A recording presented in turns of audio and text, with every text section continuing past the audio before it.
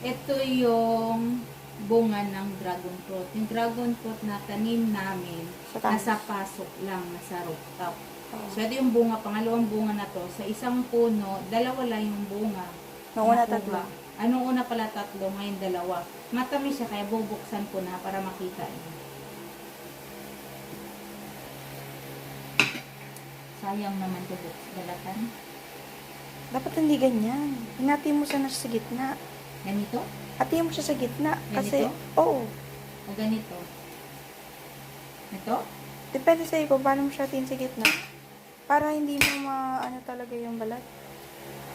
Sayang naman to. Ako nga magbalat. Okay na, ako na.